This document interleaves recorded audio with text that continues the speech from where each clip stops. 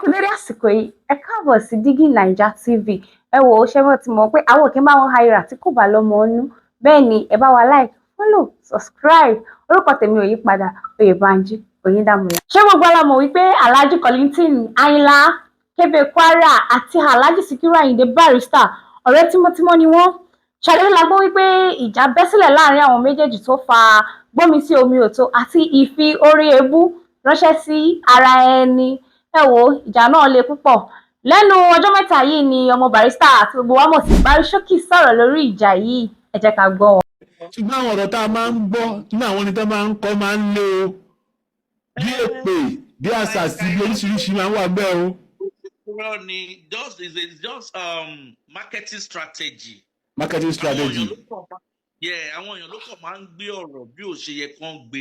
Barrister àti Kollington àwọn náà rẹ́ jù. Wọ́n rẹ́. Bẹ́ẹ̀ ni tí kọ́kọ́ bá ń ṣe Barrister ó ti ṣe Kollington lẹ́sẹ̀kẹsẹ̀. Kò kí ń ṣe méní kò ń ṣe méjì mẹ́ta ló ti ṣẹlẹ̀ lójú mi.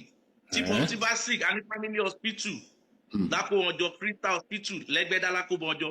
Tálájí bá wà ń bẹ Tálájí Kollington bá wá wò wọ́n ó máa gba bẹ́ẹ̀dì Tálájí bá wà lórí sick bed.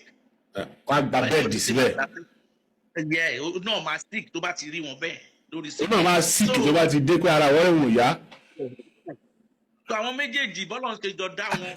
Ṣùgbọ́n mo ti wo àwọn ìfọ̀rọ̀wérọ̀ kan náà tó ń sọ nípa jùlọ díẹ̀díẹ̀ náà Tálájí Kollington ní bó ti ṣe pé èmi ni mo mú wọ sójà Tálájí Barrister náà sọ pé èmi náà ní ṣẹgbẹ́ ẹ̀ ní lọ́jọ́ orí. Ìyẹn ò lè má wáyé like I said now pé marketing strategy náà wọ́n ń lò ìyẹn ò ń ṣèjà. Bọ́ńgbà tó dé stage kan àwọn méjèèjì wò pé Alhaji ní Kọ́lá wo ní gbogbo eléyìí mọ́. Alhaji Kollington lòun ò lè change bó ń ṣe máa ṣe ń tóun nìyẹn.